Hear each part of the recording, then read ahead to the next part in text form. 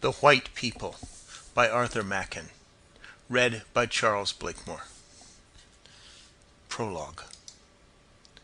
Sorcery and sanctity, said Ambrose, these are the only realities. Each is an ecstasy, a withdrawal from the common life. Cotgrave listened, interested. He had been brought by a friend to this mouldering house in a northern suburb, through an old garden to the room where Ambrose the recluse dozed and dreamed over his books. Yes, he went on, magic is justified of her children. There are many, I think, who eat dry crusts and drink water with a joy infinitely sharper than anything within the experience of the practical epicure. You are speaking of the saints? Yes, and of the sinners too. I think you're falling into the very general error of confining the spiritual world to the supremely good.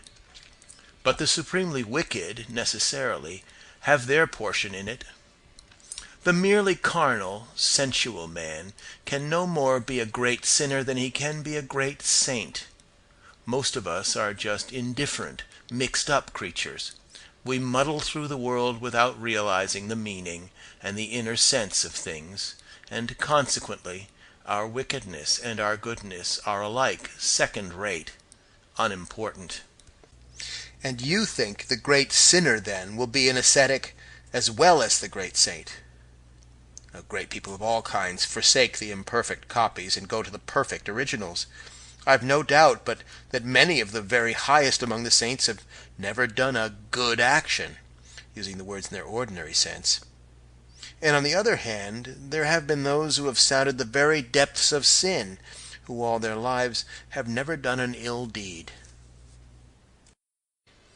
He went out of the room for a moment, and Cotgrave, in high delight, turned to his friend and thanked him for the introduction.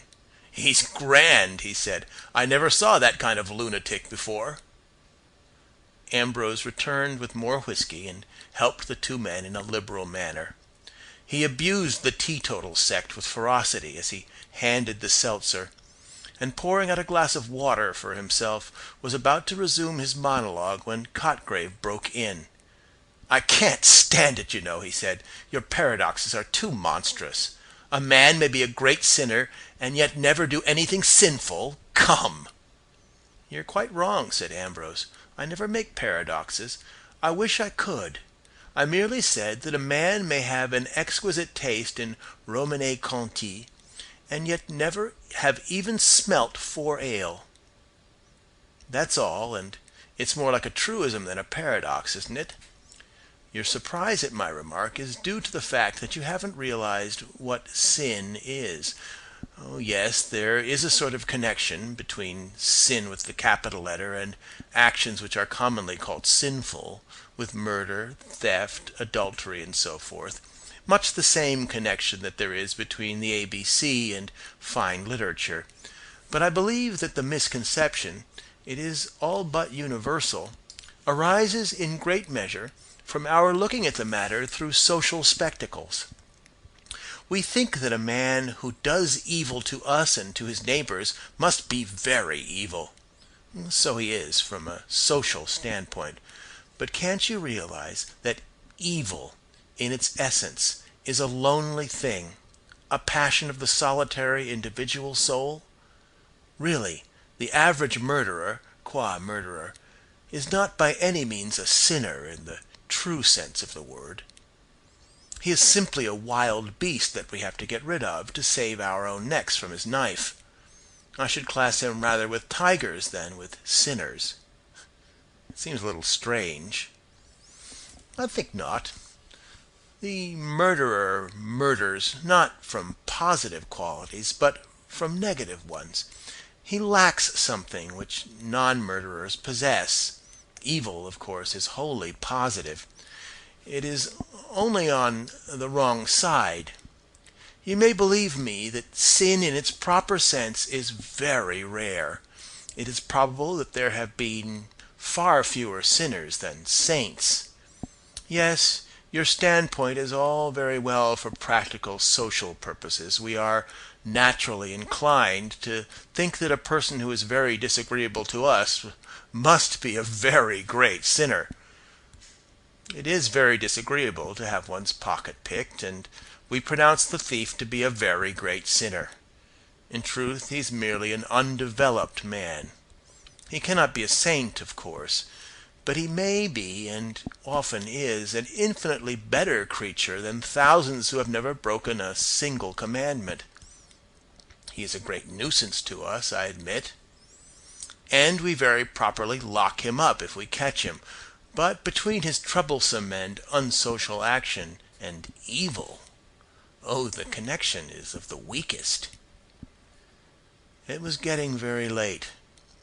The man who had brought Cotgrave had probably heard all this before, since he assisted with a bland and judicious smile. But Cotgrave began to think that his lunatic was turning into a sage. "Do you know," he said, "you interest me immensely. You think, then, that we do not understand the real nature of evil?" "No, I don't think we do. We overestimate it and we underestimate it. We take the very numerous infractions of our social bylaws, the very necessary and very proper regulations which keep the human company together, and we get frightened at the prevalence of sin and evil.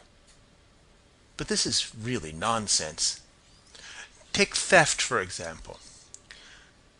Have you any horror at the thought of Robin Hood, of the Highland Caterans of the 17th century, of the moss troopers, of the company promoters of our day? Then, on the other hand, we underrate evil. We attach such an enormous importance to the sin of meddling with our pockets and our wives that we have quite forgotten the awfulness of real sin." "And what is sin?" said Cotgrave. "I think I must reply to your question with another. What would your feelings be, seriously, if your cat or dog began to talk to you, and to dispute with you in human accents? You'd be overwhelmed with horror, I'm sure of it. And if the roses in your garden sang a weird song, you would go mad. And suppose the stones in the road began to swell and grow before your eyes, and if the pebble that you noticed at night had shot out stony blossoms in the morning." Well, these examples should give you some notion of what sin really is. "Look here," said the third man, hitherto placid. "You two seem pretty well wound up, but I'm going home. I've missed my tram, and I shall have to walk." Ambrose and Cotgrave seemed to settle down more profoundly when the other had gone out into the early, misty morning and the pale light of the lamps. "You astonish me," said Cotgrave. "I had never thought of that. If that is really so, one must turn everything upside down. Then the essence of sin really is—" "In the taking of heaven by storm, it seems to me," said Ambrose. "It appears to me that it is simply an attempt to penetrate into another and higher sphere in a forbidden manner. You can understand why it is so rare. There are few indeed who wish to penetrate into other spheres, higher or lower, in ways allowed or forbidden. Men, in the mass, are amply content with life as they find it. Therefore there are few saints, and sinners, in the proper sense, are fewer still. And men of genius, who partake sometimes of each character, are rare also. Yes, on the whole, it is perhaps harder to be a great sinner than a great saint. There's something profoundly unnatural about sin. Is that what you mean?" "Exactly. Holiness requires as great, or almost as great, an effort, but holiness works on lines that were natural once. It is an effort to recover the ecstasy that was before the fall. But sin is an effort to gain the ecstasy and the knowledge that pertain alone to angels, and in making this effort, man becomes a demon. I tell you that the mere murderer is not therefore a sinner. That is true, but the sinner is sometimes a murderer. Gilles de Rais is an instance. So you see that while the good and the evil are unnatural to man as he now is, to man the social, civilized being, evil is unnatural in a much deeper sense than good. The saint endeavors to recover a gift which he has lost. The sinner tries to obtain something which was never his. In brief, he repeats the fall. "But you are a Catholic?" said Cosgrave. "Yes, I am a member of the persecuted Anglican Church." "Then how about those texts which seem to reckon as sin that which you would set down as a mere trivial dereliction?" "Yes, but in one place the word sorcerers comes in the same sentence, doesn't it? That seems to me to give the keynote. Consider. Can you imagine for a moment that a false statement which saves an innocent man's life is a sin? No. Very good, then. It is not the mere liar who is excluded by those words. It is, above all, the sorcerers who use the material life, who use the failings incidental to material life as instruments to obtain their infinitely wicked ends. And let me tell you this.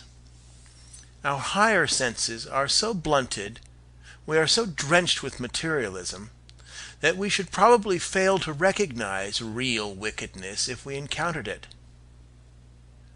But shouldn't we experience a certain horror, a terror such as you hinted we would experience if a rose tree sang, in the mere presence of an evil man? We should if we were natural. Children and women feel this horror you speak of. Even animals experience it. But with most of us, convention and civilization and education have blinded and deafened and obscured the natural reason. No, sometimes we may recognize evil by its hatred of the good. One doesn't need much penetration to guess at the influence which dictated, quite unconsciously, the Blackwood Review of Keats. But this is purely incidental. And as a rule, I suspect that the hierarchs of Tophet pass quite unnoticed, or perhaps in certain cases, as good but mistaken men. But you used the word unconscious just now of Keats's reviewers. Is wickedness ever unconscious? Always. It must be so. It is like holiness and genius in this as in other points.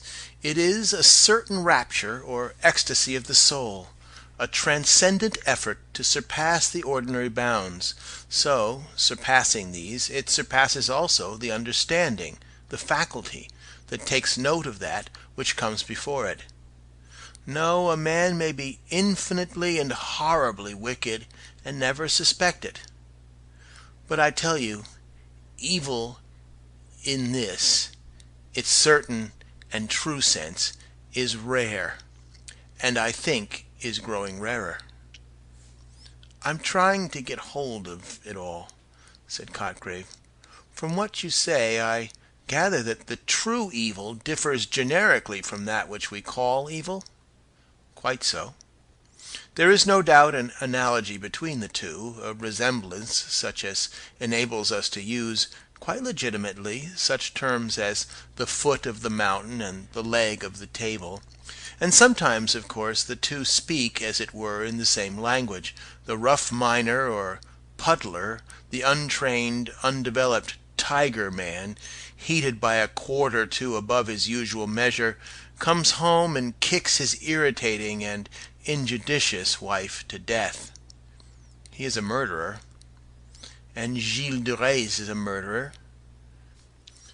But you see the gulf that separates the two? The word, if I may so speak, is accidentally the same in each case, but the meaning is utterly different. It is flagrant Hobson-Jobson to confuse the two, or rather, it is as if one supposed that Juggernaut and the Argonauts had something to do etymologically with one another. And no doubt the same weak likeness or analogy runs between all the social sins and the real spiritual sins, and in some cases, perhaps, the lesser may be schoolmasters to lead one on to the greater, from the shadow to the reality. If you are anything of a theologian, you will see the importance of all this. "I am sorry to say," remarked Cotgrave, "that I have devoted very little of my time to theology. Indeed, I have often wondered on what grounds theologians have claimed the title of sciences for their favorite study, since the theological books I have looked into have always seemed to me to be concerned with the feeble and obvious pieties, or with the kings of Israel and Judah. I do not care to hear about those kings." Ambrose grinned. "We must try to avoid theological discussion," he said. "I perceive that you would be a bitter disputant. But perhaps the dates of the kings have as much to do with theology as the hobnails of that murderous puddler with evil.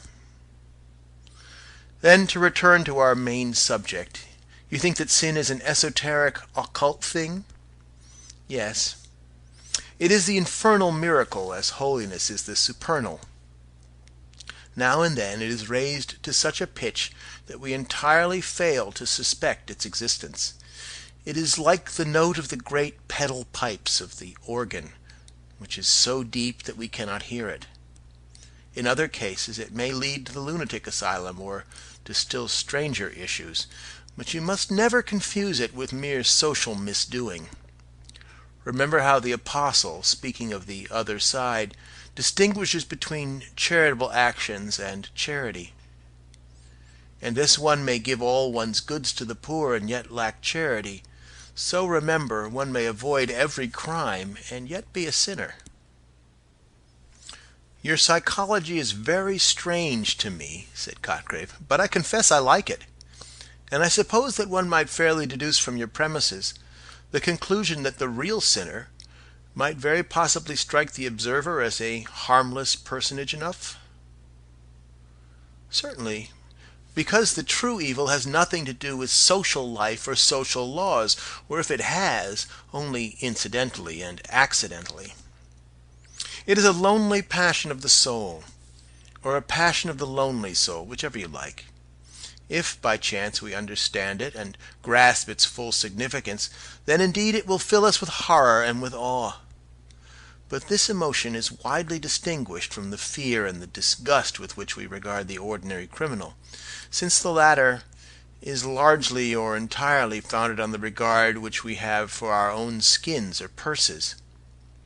We hate a murderer because we know that we should hate to be murdered, or to have any one that we like murdered.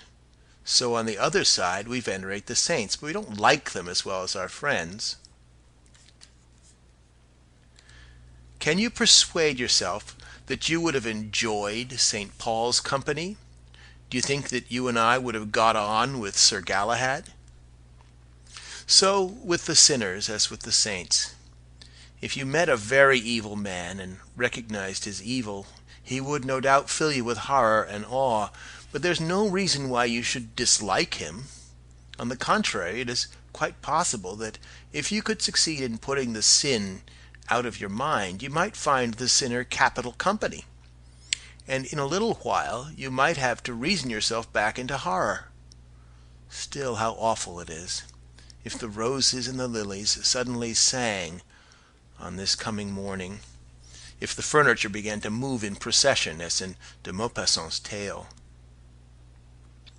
"I am glad that you've come back to that comparison," said Cotgrave, "because I wanted to ask you what it is that corresponds in humanity to these imaginary feats of inanimate things.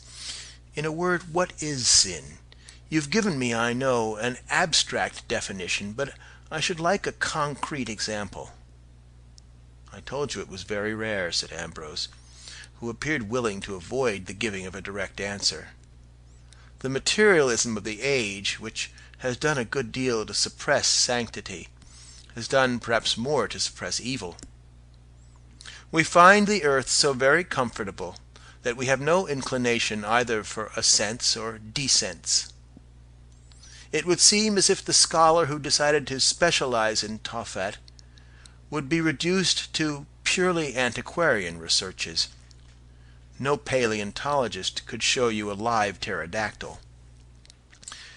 And yet you, I think, have specialized, and I believe that your researches have descended to our modern times.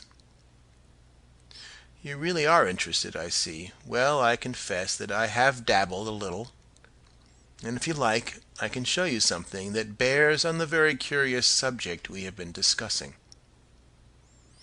Ambrose took a candle and went away to a far, dim corner of the room.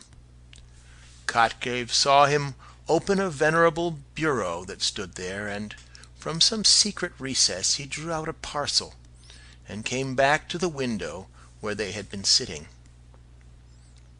Ambrose undid a wrapping of paper and produced a green pocket-book. "You will take care of it?" he said. "Don't leave it lying about. It is one of the choicer pieces in my collection, and I should be very sorry if it were lost." He fondled the faded binding. "I knew the girl who wrote this," he said. "When you read it, you will see how it illustrates the talk we have had tonight. There is a sequel, too, but I won't talk of that. There was an odd article in one of the reviews some months ago," he began again, with the air of a man who changes the subject. "It was written by a doctor. Dr. Corrin, I think, was the name. He says that a lady, watching her little girl playing at the drawing-room window, suddenly saw the heavy sash give way and fall on the child's fingers. The lady fainted, I think, but at any rate the doctor was summoned, and when he addressed the child's wounded and maimed fingers, he was summoned to the mother. She was groaning with pain, and it was found that 3 fingers of her hand, corresponding with those that had been injured on the child's hand, were swollen and inflamed, and later, in the doctor's language, purulent sloughing set in." Ambrose still handled delicately the green volume. "Well, here it is," he said at last, parting with difficulty, it seemed, from his treasure. "You will bring it back as soon as you have read it," he said, as they went out into the hall, into the old garden, faint with the odor of white lilies. There was a broad red band in the east as Cotgrave turned to go, and from the high ground where he stood he saw that awful spectacle of London in a dream.